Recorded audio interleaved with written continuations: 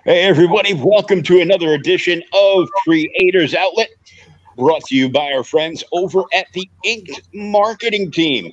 If you're going to launch a Kickstarter or Indiegogo, go check out Inked Marketing. They're 30 years in the business. They can help you get through. Right now, we'd like to welcome our guests for tonight, Marvin Wynn. How's it going?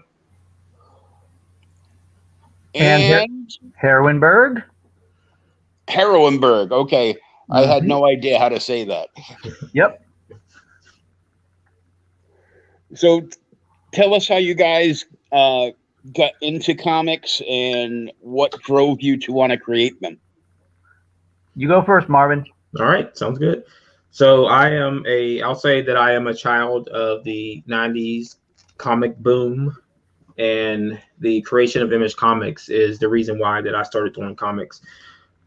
So I started reading comics in the 80s, Captain America, X-Men. I think Robotech was out in the 80s. I was reading that also. But it wasn't until the 90s boom when Jim Lee and those guys left Marvel and DC to form Image that I decided, well, I mean, maybe give it a shot and see what happens. So I started writing around 93, 94.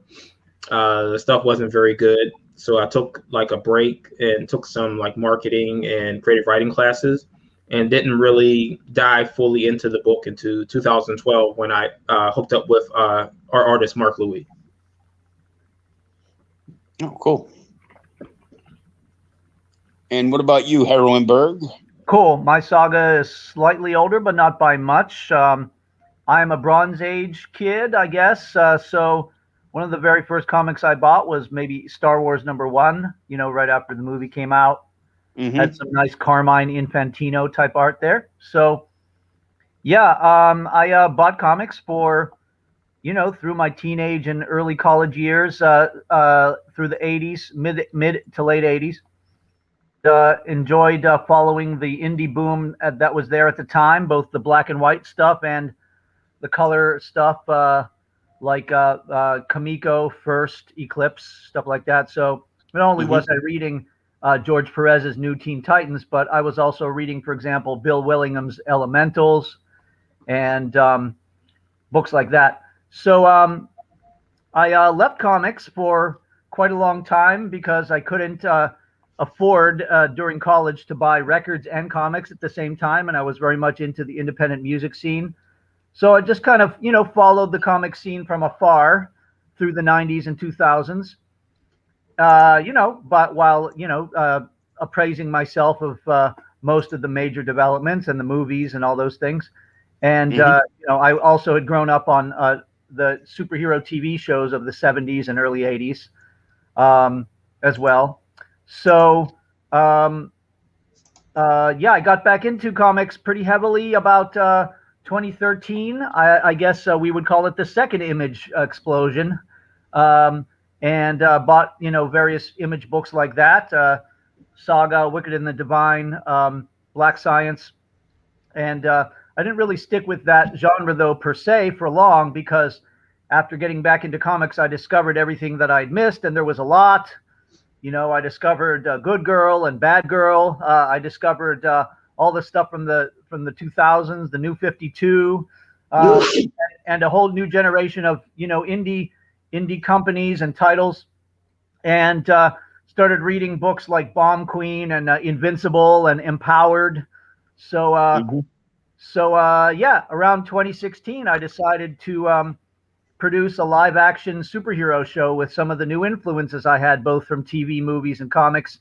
And Heroineburgh started out as a live action TV show, which is still going. It's downloadable from our website. And then about a year and a half ago, I started turning it into a comic. So unlike with other things where the comic becomes the Netflix series or whatever, I went in the opposite direction and, maintained total DIY nature here. Also, everything we do is produced in Pittsburgh. Marvin and I are both from Pittsburgh. We met a couple years ago, and we've been friends and collaborators in various respects. But one of the unique things about Heroineburgh, both the comic and the videos, is it's entirely produced in Pittsburgh. Every aspect of it. So there you go. That's kind of our origin stories. Cool. So you and I grew up around the same time because I'm a Bronze Age kid too. Correct. Even if I am one of the co-hosts of a podcast that's called OK Boomer. That's right. We should be on OK Boomer at some point, and we should boom out. I'm not a boomer. I'm an Xer, right? But Yeah, it's we're close. Yeah. My co-host on that, Thomas and I, we just look older than we are because we're like both bald and beaten down. So we dive into like older books, gold, silver, Bronze Age books, and we read them and we discuss them on the show and kind of go through them like page to page and just have a good time. So anybody watching that isn't familiar with the book can get like a little history lesson and maybe find something new that sparks their love of comics all over again. So yeah, sure, cool. I'd love to discuss things like Black Cat, Kitty Pryde, Claremont's X-Men, Dazzler, the Judas Contract, Dial H for Hero. Those were kind of our things back then. Yeah, because the show's almost ending next week, we're covering the very first appearance of Falcon. That's 70s, yeah. Yeah. That's cool. But let's talk about this. So you went from a live action show that you guys were, self-producing. Yes. That people can download. Can they download it just from the website, or can they purchase them direct from the websites, like buying a live action comic book? Yeah. But you have clips on YouTube. Yeah.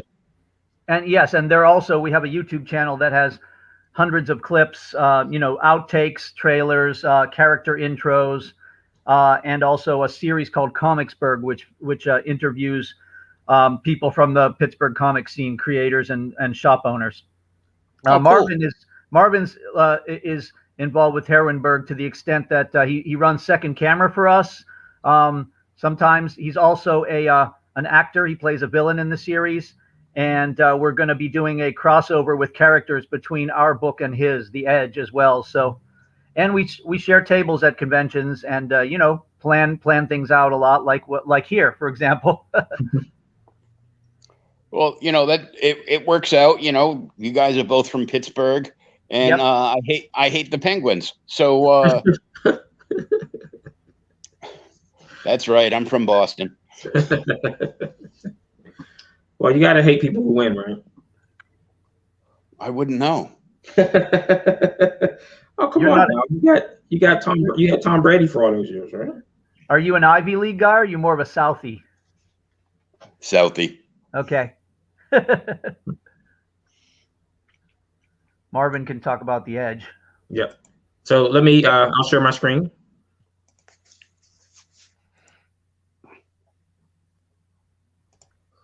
So we can go over the preview.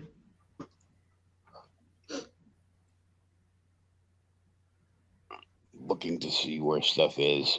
Okay, take your time. If not, I can just talk. Well, you can keep talking while I. So the basis of the story is that we have a drug called the Edge. That while it gives amazing abilities, the more you use those abilities, it starts to drain you out and then turns you into a husk and then kills you. So we have a character, Revenant, who's decided that he no longer wants to work as a pseudo assassin for the government. So he goes rogue out into the world with the secrets of the Edge. So his filmware handler Tartable decides that he doesn't want Revenant to release information, so he forms a strike team to go after him. Our first issue debuted from Diamond on 3/24. So it's been in shops since then. We sold out of the initial run and now ready to go through our second print. Issue 2 will release in the next previews for July. We kind of did a goof on doing what were we doing? Quarterly instead of just doing bi-monthly from the start. So after issue 2, we're going to go bi-monthly. Currently, we are in the throes of working on issue 15 and 3 other one-shots. Okay. It's great that you're in previews because they don't have much left, but some of the I don't want to say Marvel and DC are the big two because they're really not anymore. Because I consider the big publishers like those two, Image, Image, IDW, IDW, and Boom. Yeah. And everybody else I consider, small press to, independent. But now Right. there's next to nothing in a previews order form for what it used to be. So Yeah, I mean it's still a huge telephone book full of stuff. oh And yeah, we still like when I contact stores, most of them have said that we're really glad that you reached out to us because we would have probably missed the book as you're flipping through it because there's so much new stuff coming out and so many variations on things and reboots of number ones. And so I mean it could be a good thing for Diamond that they don't have their big guns. And to me, Marvel and DC will always still be the big guns. They're based on volume. So most of the stores are ordering 20, 30, 40, 50, hundreds of copies of Avengers, Batman, Superman, and books like that. But I mean, this gives an opportunity for other publishers to get noticed or other books to get noticed along the way if Marvel and DC are no longer in that catalog. Even though they had their own specialist catalog, they were still making that catalog bigger than it probably should be. But we're going to see what's going to happen because we don't even know if those other publishers are going to stick around either. Maybe they might decide that Lure or Penguin is a good option for them. But I mean, we're still grinding no matter what. We're still contacting stores directly. We're still talking to people, and we're trying to get them interested in it. So I think our first issue was a good run. Like I said, we sold out and going to second print, but it's going to be that second issue that's going to be the bigger gauge. So we're going to be contacting more stores for issue 2. And what was the print run on the issue that sold out number 1 there? We sold 3,000 copies. Wow, that's a good solid run. Right. I mean, I'm greedy, so I want more. So it's about doubling up on issue 2, doubling up on issue 3, issue 4. Like I said, that we're so far ahead that I think we're going to have a lot of traction going. And like it's a story that and I like to tell Heroineburgh all the time, is like it's all about escalation in the story and making things more tougher for the characters and putting them in the positions that are uneven and then seeing how they work themselves out of it, because you have to let the characters talk to you when you're writing these stories. Oh, most definitely. And like I said, that we're not trying to beat people over the head with certain things. Like, I mean, there's a lot of deep stuff in here, but we're letting people make up their minds on what it is. So we're not even calling our character Revenant or our strike team good or bad. I want people to decide who the good and bad guys are, and see how things shake out. Because I don't want people to say that, oh, that guy's the bad guy, because generally in books now the bad guy becomes the good guy, where everyone likes the bad guy. And they become too popular, and then all of a sudden you're like just trying to decide, is the bad guy now a good guy? Is it Harley Quinn, like a Harley Quinn character, or a Sabretooth, where all of a sudden they're on the side of the other side and trying to decide there? I don't want that characters to become like that. I don't want them switching sides unless it makes sense for the story. Hey, I found a button. Oh, things are being shared now. Woohoo! Are we sharing the PDF? Yeah, Edge is up. Okay, so, and I mean, this is just a short preview of what's going on in the book. And our artist is Mark Louis. Colorist is Luis Delgado. He's normally working with IDW. He does Ghostbusters, Ninja Turtles, things like that. Yeah. Yeah, this looks good, man. Oh yeah, Mark did a really good job of just like killing it on the art and just emphasizing what's going on in these scenes. So you see that they're pretty much in this harsh wasteland in the snow, covered by mountains, and their satellite images and things around the area continuously go on and off, which gives Revenant an opportunity to sneak back into the facility. So he's supposed to be off on a mission. They think he's out in the world doing things, and he's coming back to get some payback. Cool. As soon as I saw the base and that first page, I'm like, it made me instantly think of like an old G.I. Joe cartoon. Mm-hmm. Yes. So like that's it's also one of our influences, that those things that I grew up with, G.I. Joe, Spider-Man and His Amazing Friends, those things influence both of us, because Mark and I are both from about the same era. So at this point, Revenant doesn't get to get his full revenge, and then we jump ahead 2 years later, as Tartar Boy is reading over Revenant's file. So he's entering into the base. He meets his mission controller, and then we jump into the team already in a mission in San Diego. So this is going to be something that's continuously thrown out in this book, and you see these symbols on the sword here. Mm-hmm. This is something that is continuously going to come up. There's these symbols that are baked in various places in the book. People's swords. Some have tattoos. Like one guy has it on his chest. I mean, it's burnt. There's one burned in the table here that I think people will miss this one. But it's just this whole entire thing as we build this story around all these things going on that are involved in this thing, the Edge, and where it comes from, how it was created. So we have her character Interim sneaking in. She has the ability to create what's kind of like a time portal, where she can see a few seconds ahead into the future. But as you see that when this guy is getting ready to kill this woman, she comes flashing into the room, and also can use these portals to step through. So she can open the portals and then proceed to kick these guys' asses through the portals. Oh, I like that. And the one thing I really like about this page is how Mark drew the panels, as the panels are moving based on the action. Yeah. It's a different arrangement than what people are probably used to seeing. Yes.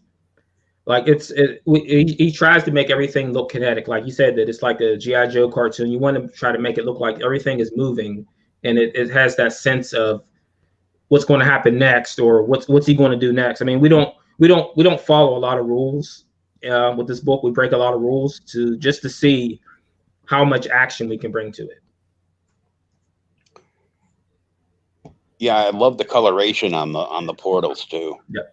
Yeah, Luis does a really good job with the colors. I mean, this is a team of guys that I don't have to usually make changes. I think in the time we've been working together, I think I've made one change, and that was to the character Blaine and his hair.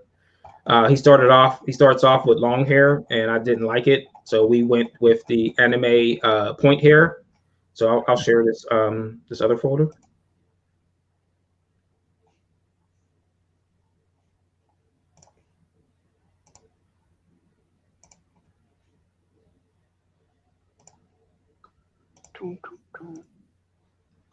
Here it is.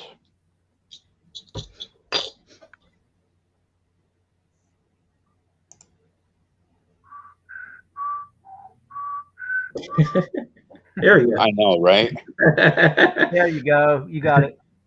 So this just takes us through like pages from that book, issue 2. This is going to be one of our exclusive covers for issue 2, and I had to hide what's on the tombstones there. So these are going to be part of we're doing a source book later. Then these will be part of those cards for the source book, and not the pages from the same book. So we'll jump through that. Character cards. Yep. So here's the blank, and you see he's got the anime poof on the hair there. Oh yeah. So we were talking the other day, and we decided we're going to show how his hair stays like that no matter what's happening in the book. Just something interesting, fun. This is the cover for issue 1. Some sort of high-tech pomade. It's more than that. It's more than that. It's going to be fun. It's going to be interesting. So this was is that here, Joe? That's my lowbrow humor. Oh, is that here, Joe? From something. What's it? Something about, what's the name of that movie? Something about Amy. Mary. Yeah, something about Mary. Yeah. Yeah. Yeah. So this was our web exclusive cover, our Blaine versus Revenant. That was done by Neto Diaz. So you see that he originally had long hair. Oh yeah. And then we had to get rid of it because it didn't fit the character. I thought it was the one thing that I didn't really vibe with me was his long hair. Looks more like a gambit. Yeah. Then this is the mission commander Tortable.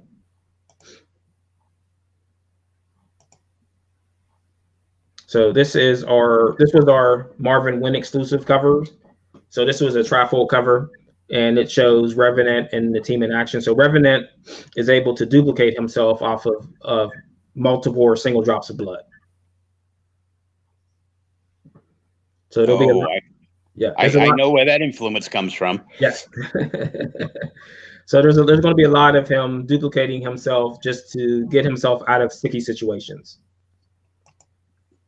So I like to consider him the ultimate escape artist. So these are our second tier villains, and all of these characters are named after fallen angels. Nice. And this is our villains cover. And you'll see this woman is wearing this contraption, which is a living creature. So her whole entire costume is a living creature. She's got a symbiote costume. It's a body hugger instead of a face hugger. And this was Heroineburgh was talking about crossover. This is his character, Mark Drake, meeting our character, Marcus Drake. And that was done without knowing, before we even knew each other, these characters existed. Yeah, we had 2 characters with the same name, essentially. That's kind of ironic, huh? Coinkydink. Yeah, it's a coinkydink. A coinkydink. So this is a character roster that's going to take us up to, I think, issue 15. So all of these characters will have some kind of involvement in the book up until issue 15.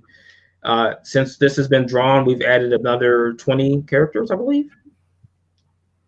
So we got a whole universe of characters, and they're not just characters or just based around powers. They all have some depth and personality. It's quite a roster. We've got a big roster too. Ready to check out our roster here? Oh, that's a great one. Right. This was the original trade paperback cover. This one will probably make a comeback later on. We might redo it. I mean, we like to redo things. Like we look at them after a while and you go, this could have been this could have been that. So this may make a comeback. Talk about what happens to all those portals. So we're going to dive into it later in the story. But Interim has been opening these portals since she was 6 years old, and they're not all closed. So one of the things we say is that it's a door that's open on both sides. So while something can go through it from our side, it's something come through from another side.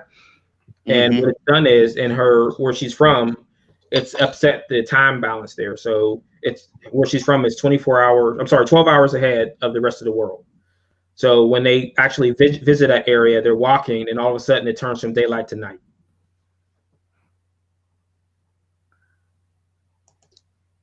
I have that problem when I sit in my chair to read a comic. It's light out, and I've got lots of light in the room. Next thing I know, I go, wait a minute, how'd it get dark? So this is one of our things that we have coming way later is we're going to bring in, there's going to be a threat so big that we're going to have to contact the rest of the indie universe to come and help. Yeah, I like that image. This is so we consider Blaine, Interim, and Mystic our Trinity. So this is our Trinity cover. Badass. This is another one where someone's watching the multiverse of indie characters. Nice. This is our character Chaos, and you see that where he's darkening. He's infected with the edge, and that's it. Okay. Oh man, that's pretty rad stuff, though. Thank you. All right. I'm going to share our website and go through it a little bit, if that's okay. Sure enough. Okay. Here's the website. Hold on a second. How do we do this? Share. And okay. That is. Are you seeing it now? Wait. Not yet. I have to hit the button here. Entire screen. And it's not letting me do that. Come on, buddy. Oh, there it goes. I had to click on it. All right, there we go. And are you seeing it now? Yep. Okay. This is the front. This is the front of our website. And as you can see, we're also into escalation and conflict, but because our characters are also female, we like to emphasize the classical, aspects of femininity, beauty, power, grace, intelligence, those kinds of things as qualities for these characters. And with a classic kind of 1970s, 1980s art style. The art you see is by Jason Wright. He is from Pittsburgh. He has over 650 credits in the industry, mostly with DC. He's mostly a colorist. He just came off coloring the 12-issue Metal Men series. Nice. Yeah, for Dan DiDio and Shane Davis. And he's done a lot of different work before that for DC, Green Lantern, Batgirl, Secret Six, all kind of stuff. So here he creates our covers and also our characters, which go on various stickers. We put stickers inside the book. So you can see 5 of the heroines, but we're going to go to a couple of the pages where you can order the comics and order the videos and look at the villains and heroines. So first we can go to the characters to show how Jason has rendered all of them. And there we go. There's some heroines. Each one has their own neighborhood in Pittsburgh, their own profession, their own powers, and some of them have various ethnic identities too, or they're from a certain subculture like goth or heavy metal or computer geek, stuff like that. So I'm showing you right now most of the heroines. There are about 16 of those. Most of them belong to the Pittsburgh Heroine League, which formed in episode 13 of our series. And you can see all of them except for Zinnia, who is a sidekick. She's kind of like a Robin to one of the main characters. All of them are, rendered by Jason, but these are actual drawings of the real actresses who play them from Pittsburgh. So cool. Yep. They look pretty much exactly like the actresses do. And here are the villains. The villains look the same, all done by Jason here, all the renderings. That right there is Drake, as drawn by Mark Louis. As you saw, Drake meets Drake in The Edge. Drake, in fact, is also Ben Barnett, Benjamin Zeus Barnett, and Benjamin is our interior artist, one of our 2 interior artists. I'll show you his work in a minute. We're going through the villains here, and you can see most of them are already rendered by Jason, but we're getting to a few that still have photos. We like that they're Indara and Dark Spectra. Those are on our new sticker that's coming out. So yeah, those are the characters and the villains. And if you go under comic book, you can look at comic book number 1 here. And there you go. On the left is Jason's cover.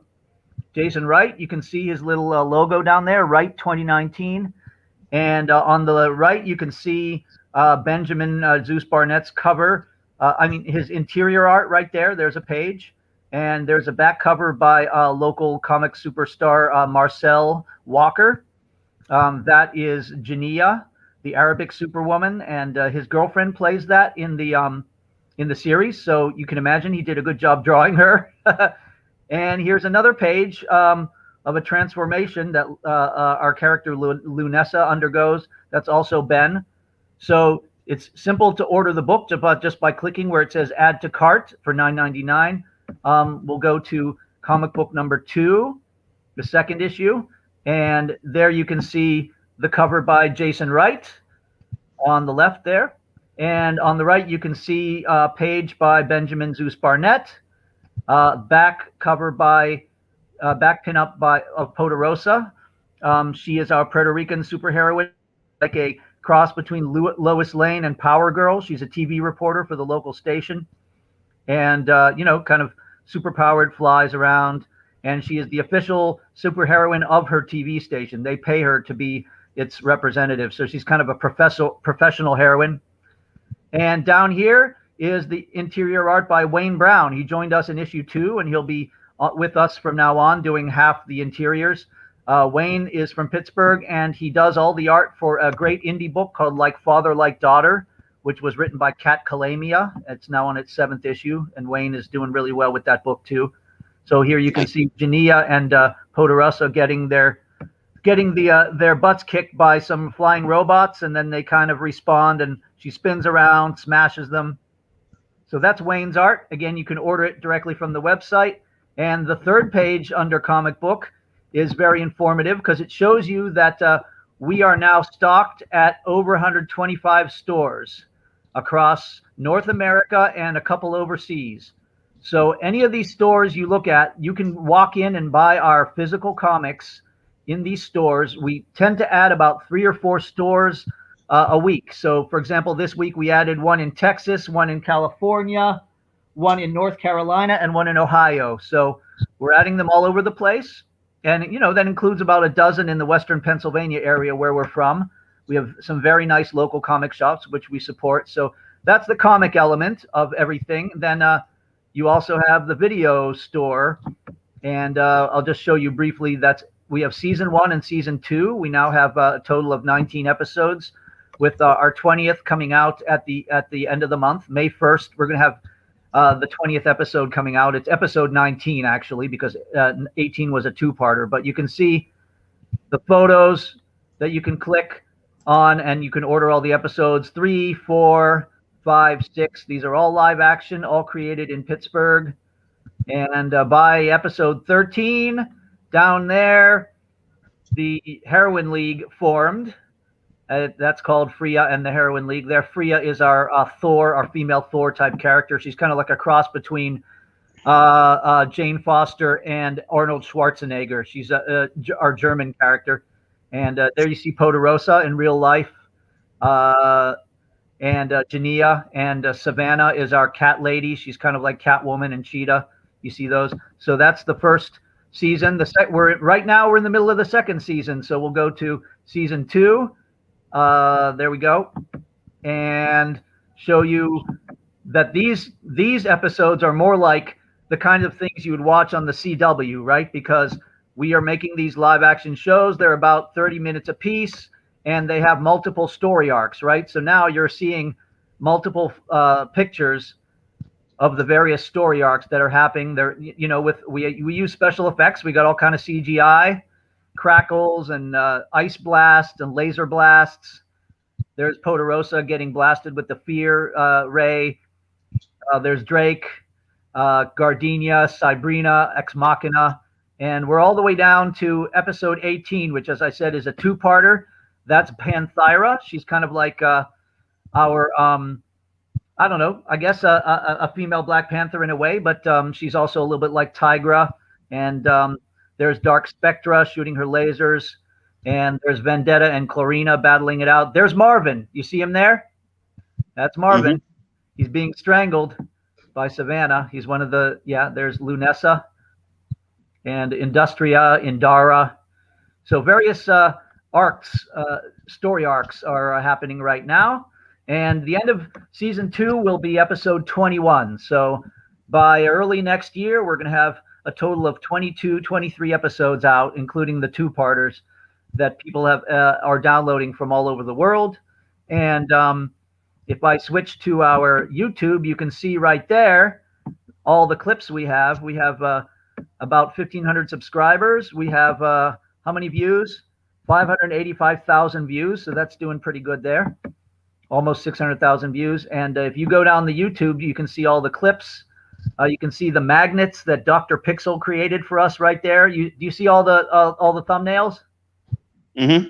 Right. So yeah, we have magnets for sale. We have T-shirts. You know, the stickers go in the books, and then all of these are clips from the episodes or character intros or trailers for the episodes going all the way down.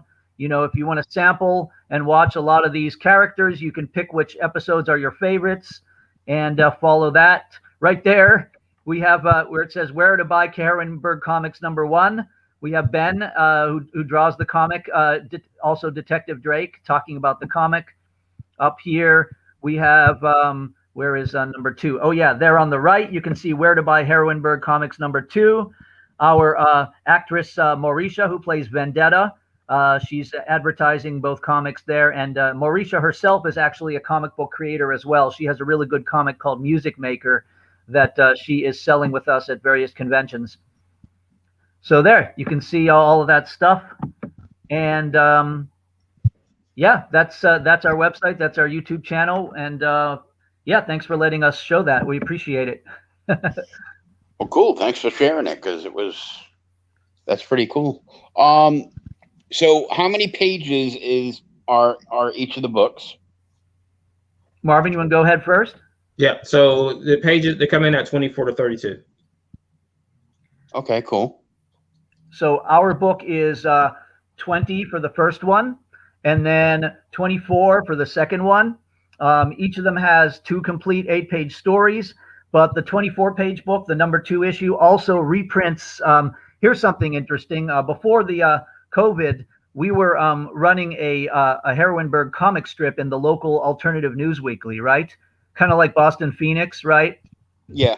But it was called Pittsburgh Current. And so, yeah, they had a comics insert section. And so we reprinted the strips from that newspaper in the back of issue #2. So it has 4 extra pages of strips. So you get actually 6 extra mini stories in issue #2, in addition to the 2 main stories. Oh, that's cool. Mm-hmm. Man, I used to love reading the comic strips in the paper. Yeah, actually, something very cool, and we're proud to say that we cut out all the comic strips, you know, and preserve them carefully in little sealed plastic thingies. And the museum in Columbus that features comic book art, the Billy Ireland Museum, actually took our stuff. They took our first and second issue and all of our comic strip clippings into their collection. So if you go to Columbus, in addition to finding our book in 3 different stores in the Columbus area, you'll also find it in the archives of the Billy Ireland Museum, which is one of 2 comic art museums in North America, along with one in San Francisco, I think. Wow, that's pretty cool. Yeah, right next to Calvin and Hobbes and all that. I love Calvin and Hobbes. And what happened to comic strips? Really, they kind of like disappeared with the. Well, they're pretty much replaced by web comics, I guess, right? They're now web comics. Yeah, you know, webtoons and Canva. Right. That's huge, but you know, I'm old, man. I like my comics the old-fashioned way. You know, yeah, print it up. That's why we are heavily, Marvin and I both. I mean, neither of us have done a Kickstarter or an Indiegogo yet. Not to say that we won't in the future, but right now we're concentrating on making sure that our books are at your LCS as much as possible. Marvin through previews and us going direct. So, yeah, I mean, we back Marvin, you back some crowd funds, right? Yeah. Yeah, we both back crowdfunding campaigns, and there's some that I really enjoy, both on IGG and Kickstarter. But at some point we'll go that route with maybe some collections and stuff like that. But yeah, the first and foremost, we want to make sure things are available physically in your local store. All right, you got to protect those LCSs. Make sure they're still functional. Support the LCS. The industry seems to be against the LCS right now, so kind of like it's crazy to me because not every comic shop can afford to go out and toss tens of thousands of dollars at at a Marvel, DC, or Image to get their own exclusive cover. To sell in the stores to hype up and stuff like that. Right. Marvin, you want to talk about your Pittsburgh exclusive cover that you're working on? Sure. So we're doing a Pittsburgh exclusive cover that's going to be available at stores in Pittsburgh. So we're going to do the exclusive thing, but we're going to make sure that all the stores in the city that are interested in it can get it. But we've also been talking with some stores and some YouTube channels in Florida that are interested in doing something very similar. I know there's a store like Central Florida called The Collective. Oh yes. Yeah, we're both in there. Yes. In fact, good, yeah. Florida is almost like a second home for Heroineburgh, and I hope it will be for the Edge too. I mean, we have clusters of stores like in Northeast Ohio, Western New York, but Florida is especially, feels like a second home almost for us because we are heavily influenced by George Perez, and we're friends with Roland Mann from Silverline, who lives down there. In fact, we were going to bring him up to us. COVID happened, and we also are very influenced by Bill Black from FemForce. I mean, Heroineburgh in some ways is kind of like an updated Pittsburgh version of FemForce, because FemForce was based in Orlando. So, yeah, we feel a certain affinity towards Central Florida, and we have about 8 stores in the Tampa and Orlando areas so far. So, yeah, Collective, Danny at the Collective is a great guy. Yes. Oh, yeah, he's awesome. Now,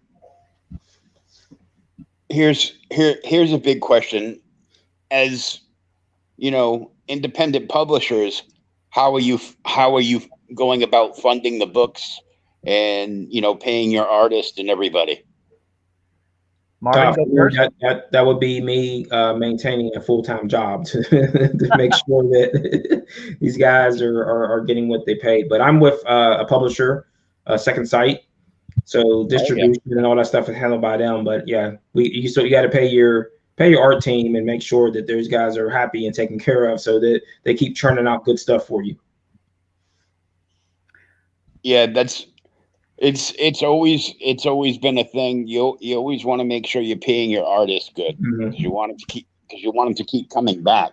Yes, and like I said, that I've been working with Mark since 2012, so it's been 9 years that we've been working together. So I mean, he says he's happy, so I'm not going to dismiss him and say he's not. I'm not going to ask him because he said he was. Well, he's in the Philippines, right? So correct. Yes. Things go a little the dollar stretch a little further there. So yeah, on our end of things, as far as funding, well, we have to pay for both videos and comics, right? So yeah. So definitely there's a few part-time jobs involved. There's some stocks and bonds, things like that. And of course, there's the support of the direct sales, to the stores as well. So, and of the videos.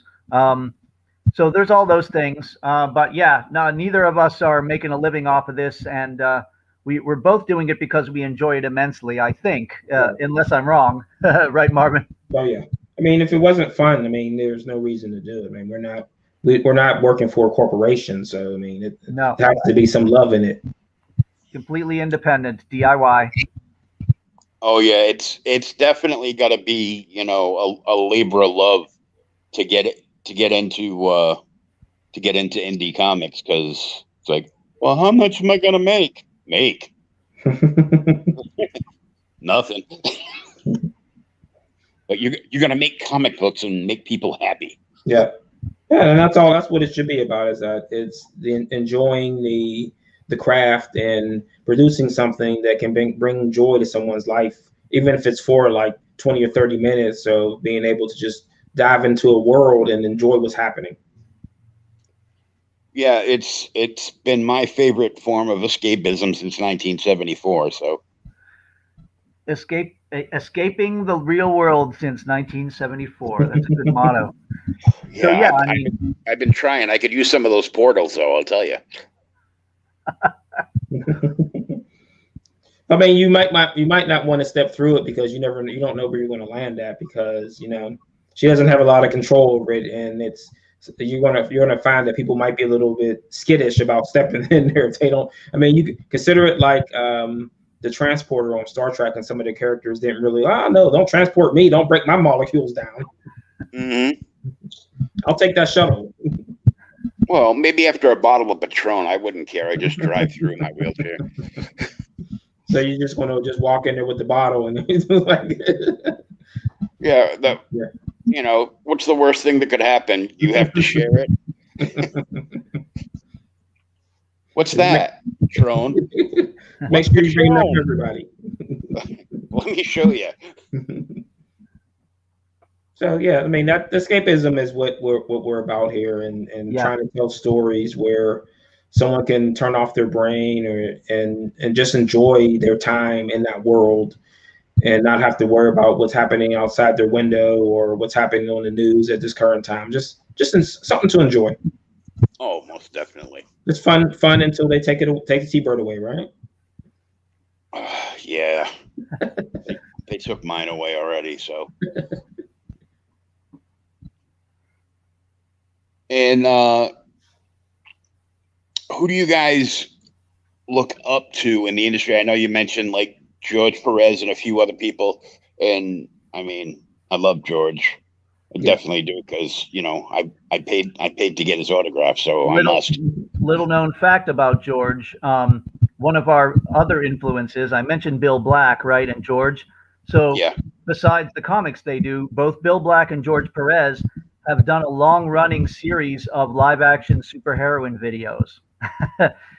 Bill Black with his Night Vale Media company, and George Perez with a series called The Sisterhood of Superheroines, which in some ways was translated to paper when he put out that Sirens book in around 2013. I mean, it's not the same characters, but the same kind of idea, an all-female super team. So so both of them actually did a whole bunch of live action heroines, and that's kind of, those are some of, other than watching TV shows in the 70s and 80s, whether it's Black Scorpion or Wonder Woman or Electra Woman and Dyna Girl. Bill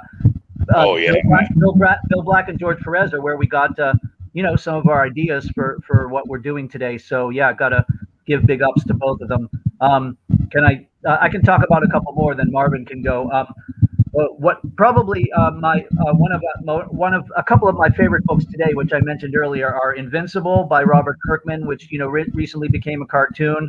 It's really the most solid superhero book of the 21st century, and we think that Adam Eve is probably the best superheroine of the past 10 years. In major comics. And the other book we really like is Empowered by Adam Warren, which has apparently escaped all the politically correct stuff and continues to come out and be very irreverent and super sexy, and also a lot of commentary on the tropes of the industry, and it's also an American manga as well. So I would give big ups to both Invincible and Empowered. There's a lot of other ones, but those are the two that come to mind immediately. Marvin can throw his weight around. So I would say, like I brought up before, the Image guys, and how I liked back then how they took command of their own destinies pretty much, and how you look at Eric Larson, who is still going strong on Savage Dragon, and then how Todd McFarlane built an empire around just his single Spawn character. So it's just following guys who like to take chances and then build things around things that they're familiar with and the things they want to bring to the table to make them more vibrant and more approachable to the rest of the community. And you know who else is still around, who kind of I've admired for a while, and he's still doing stuff? A Pittsburgh artist by the name of Don Simpson, who actually, he has the great book Megaton Man and his whole universe there. He did a crossover in the 90s with Savage Dragon. It was Megaton Man versus Savage Dragon. I have that. It's super funny. And I like the idea of the kind of campiness that Don Simpson and similar people bring to comics. So to keep it kind of lighthearted, I mean, we deal with serious topics in Heroineburgh, both in the comics, but at the same time, there's always this kind of Batman 66 or the Tick type of campiness, you know, about the characters. You know, they kind of overact, and they're very dramatic and kind of I don't know, just really fun and colorful. You know, like more I guess you know, in a DC type of way. Another good example of campiness would be the 90s Justice League International run, right, with Keith Giffen, like yes. all those characters, and how, you know, the buddy story between Blue Beetle and Booster Gold, and Guy Gardner's being a dick, and Ice and Fire, and Green Lantern getting it on, and all those kind of things. I'm kind of inspired by the Justice League '90s stuff, and some of the stuff you know, from that book kind of comes out in the humor of what we do as well. And don't forget about Batman punching out Guy Gardner too. That was a jam. That happened. That was my favorite thing. And then I hated Guy for the longest time, and then you know, Jeff Johns and that whole era kind of like, you know, turned him around. I'm like, oh, good. I kind of like him now. He's all right now. And I'm glad, because I have like 2 copies of his first appearance. Yeah. So, I mean, it's always when a good writer and a good creative team gets a hold of a character and makes them better than other people have used them. Like, they were kind of background characters before, and then you just need that spark from someone to make that character more viable and more approachable. Oh yeah, there's all kinds of characters like that end up, you know, as background characters, but then, you know, you see them in a book, but you're like, oh, they're kind of cool. Yeah. And then you don't see them for like 2 or 3 more issues. I'm like, well, I want to know more about this character. They're interesting. One character that would strike us as being like that, although now I don't think I'd read anything at this point, but for a very long time, would be She-Hulk. We really like John Byrne's She-Hulk runs, right? And you know, I mean, she was like just created to keep the Hulk franchise going for a little bit, but, you know, wound up being you know, an incredible and very appealing character in her own right.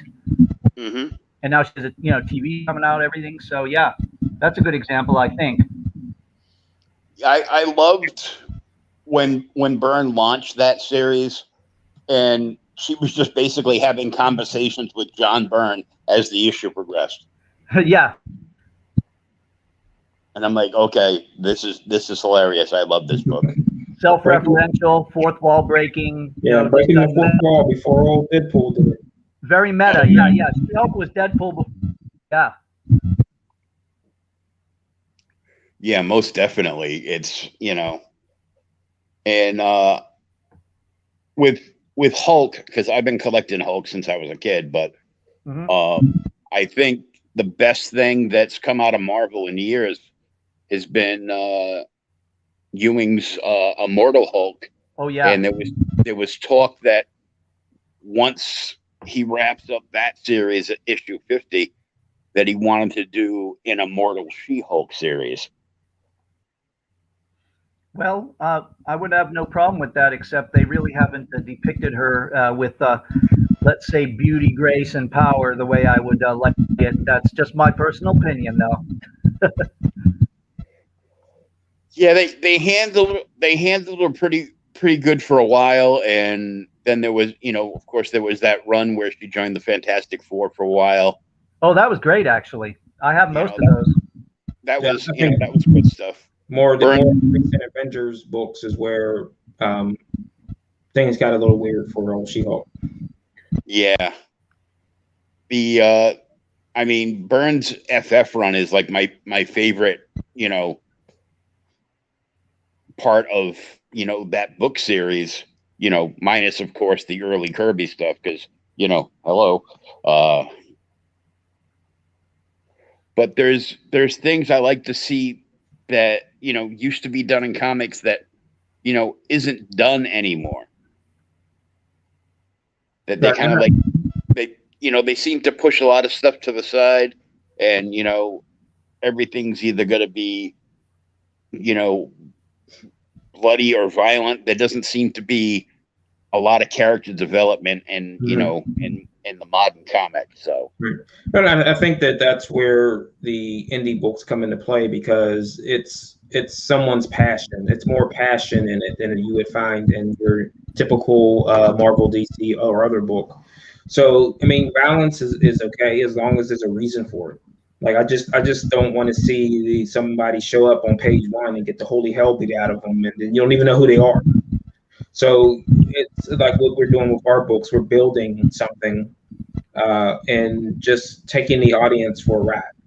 And I think the roller coaster ride is something that's been lost along the way with some books, because all it is just you're building repetitiveness to an issue 1. Just like I just saw recently that they just announced they had this whole entire thing where they were creating a new X-Men team, which preceded them to have a new X-Men #1. I'm like, how many X-Men #1s are there, and how many do you need before you get the point of we're just rebooting this to get you into a shop so we can do 20 different variant covers endlessly? Yeah.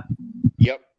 I was just having this exact conversation with somebody, a friend of mine, Andrew Lavello from Massachusetts. There is a comic creator and an artist, and I know. And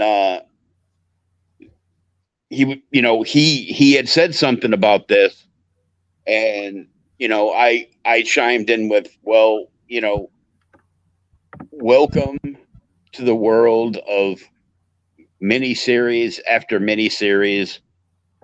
Why? Because #1 sell more, therefore they can charge more for the #1s, and make a dozen variant covers for each one. Mm-hmm. How is that enticing the reader? You're selling the front cover of a book. What about what's inside of it? We need to know what's going on with these characters from the inside, not just from the outside. Oh yeah, it's the whole thing with them doing that, and I've read, I've collected Uncanny and X-Men for such a ridiculously long amount of time now. Mm-hmm. And I liked what Hickman did, but it was okay. Well, here's a new X-Men series, and now it's gone. And here's another one, and now it's gone. And, now we're gonna do a 22-part crossover that is just characters having sword fights. Yeah. And then we're gonna cancel everything but these 4 books, and we're gonna bring 22 more books in. I'm like, no, I don't. No, Sam, I do not like green eggs and ham, and I do not like what they're doing with my X-Man. Yeah. But they're upfront with their total misunderstanding of what the audience is looking for. Yeah. People have been telling both Marvel and DC enough with the events for how many years, and they still keep churning them out. Like you have one event going on while 3 others are going on, and it's basically the same group of characters. How can they be in all these places at one time? Yeah, it's that was the one thing that, and I will say that the Secret Invasion storyline is why that would have been so good, because that would explain how Wolverine was in 8 books in a month, because they're all scrolls. Yeah, that would make more sense to me. Scroll green. Yeah, it's a little crazy. I think the last big event that I enjoyed from Marvel was Hickman's like Battle World Secret Wars. Yeah. I mean, that was great, and here I go with my double standard. I liked all the miniseries on top of miniseries that surrounded the main storyline. Mm-hmm.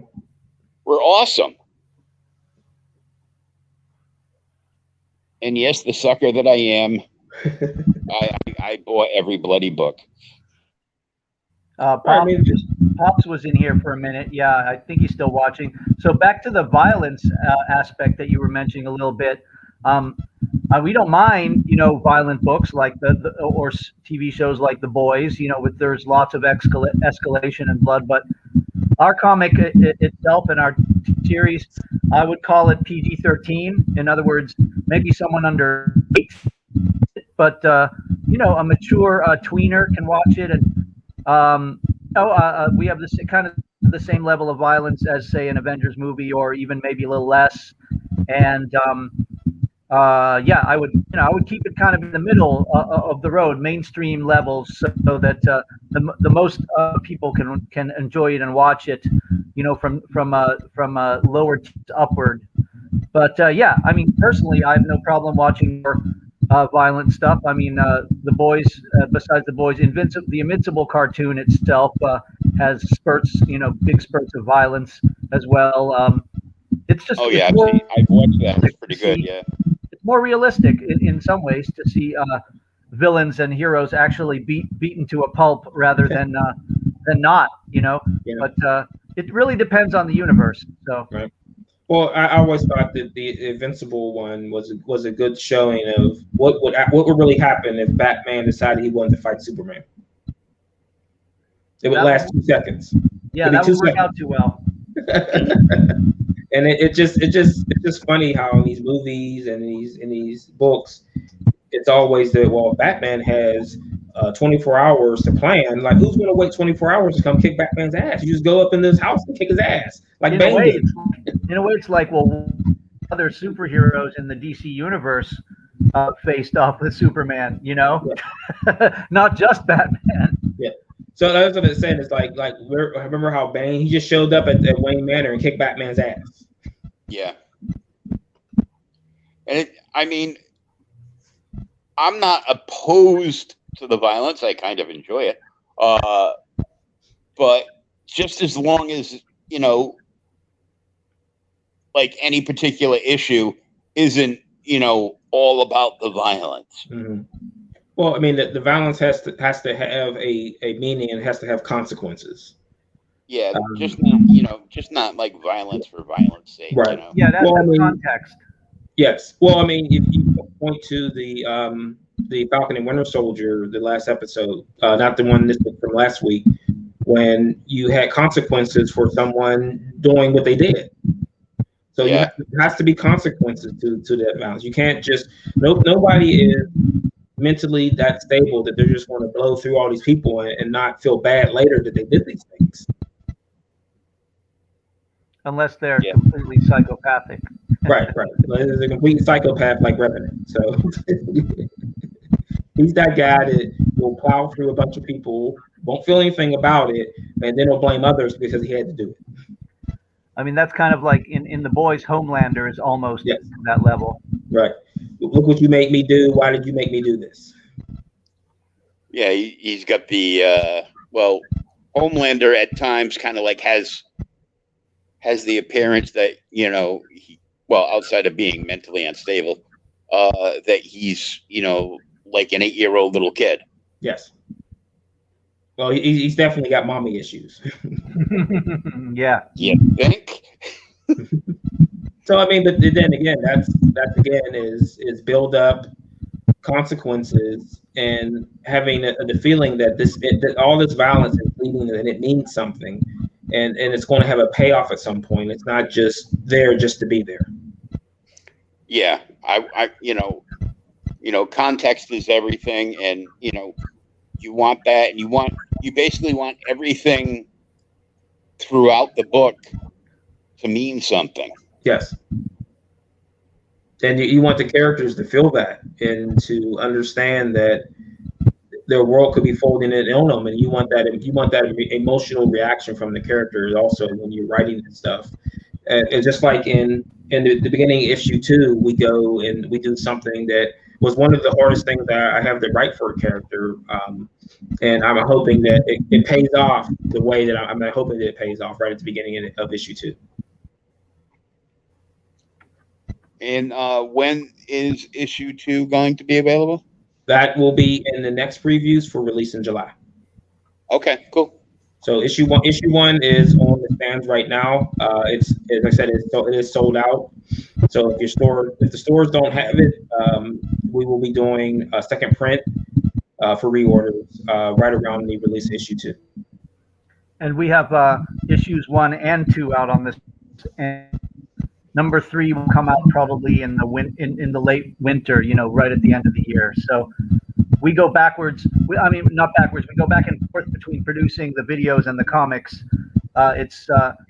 Marvin knows I don't multitask super well. I like to concentrate on one thing and get it done, right? So forth, releasing a video, releasing a comic, and sometimes they happen to coincide and sometimes they don't, right? So, but yeah, 1 and 2 are out all over.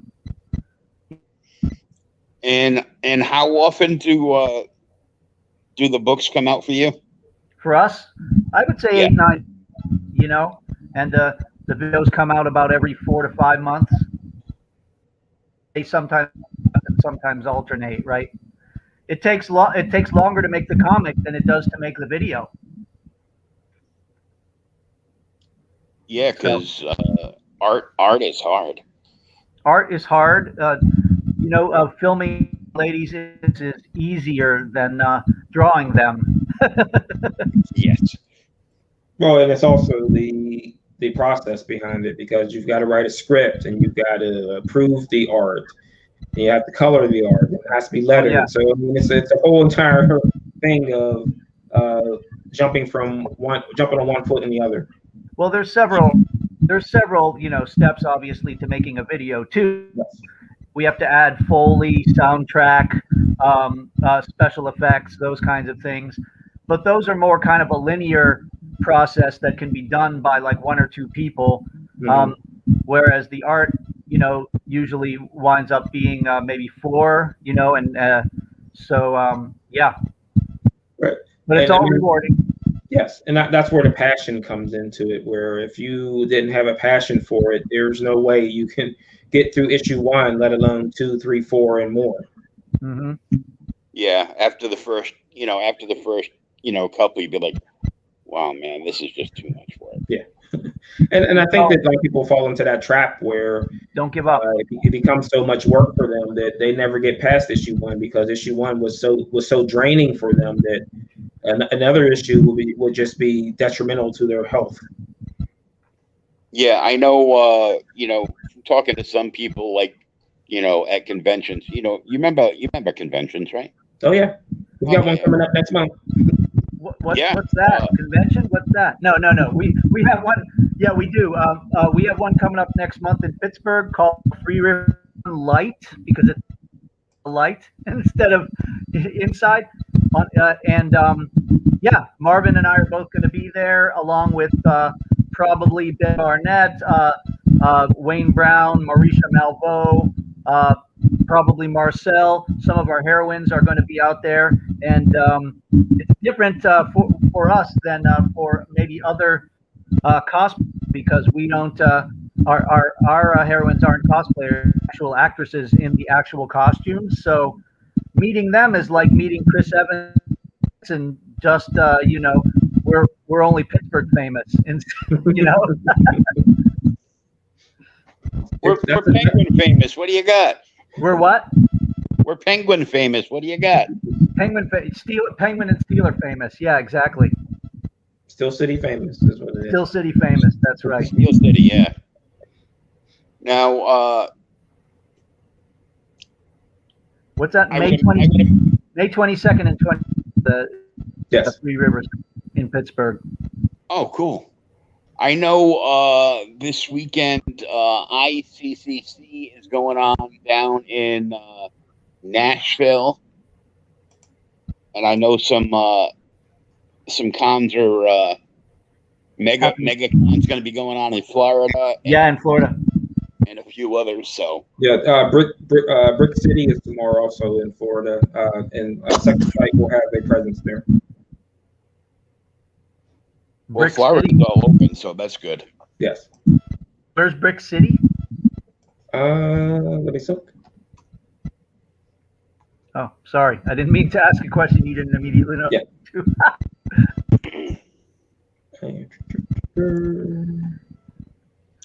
Yeah, it seems like, you know, in some of the states like Texas and Florida and Tennessee, things are to the ones can happen, but up here in like Pennsylvania, it's more kind of halfway, you know. So having one outside in tents, you know, in the parking lot is better than one at all. Yeah, it's Ocala, Florida. OCL. Ocala, yeah. Uh-huh. Yeah, it looks like Roland will be there also. Yeah, Roland's great. Love Silverline comics. Oh yeah. Roland's been on the few. Pardon me. I'm getting all the Klimt. Oy vey. Oy vey. Yeah, Roland's been on the show a couple of times. And yeah, he's great. We hope to bring up here next year to Three Rivers. Yeah, and a friend of mine, Phil Leon, did some just finished doing some coloring for a Silverline book. Mm-hmm. Yeah, we are regular watchers of the Silverline channel. Yeah, I've watched a whole bunch of stuff that they've done, but when he starts assigning roles to people and they're gonna like do like a read through of a book in character, all the stuff that they say before that actually happens usually has me, you know, rolling in stitches. And yeah, it's funny. It's like doing a table read or something, you know, like a. And I'm like, I'm looking for my inhaler because I can't breathe. Yeah. So I'm like, oh. I think there was an episode of the Muppets or something, maybe the new one, where they did a table read, and it was hilarious. Got to come up with a character voice and everything else. Exactly. Sound like Sam Jackson or something, you know. Well, I'm the superhero guy who does super stuff. See. So where do you guys like people following you on social media? I'm perfectly fine with follow me anywhere I am. On Facebook, I am at The Edge Comic. On Instagram, I'm at The Edge Comic. And on Twitter, I am at Marvin Wynn, because someone has at The Edge Comic and they've never posted to it, and they won't give it up, or Twitter won't take it away from them or whatever. Dang it. Yeah, it's terrible. Sorry, it's terrible. It's terrible. It's 410s. Yeah, it definitely is 410s. 410. That's a Lex Luthor. Yeah, so there was an old DC glossary book where it had Lex Luthor stealing 40 cakes. 40 cakes. And the math problem was it's 410s, and 410s is terrible. So we equate 410s to things being terrible because of that glossary. Yeah, that's a little joke. Things that are terrible are called 410s. So you can find, of course, you can go to our website and order the comic and the videos.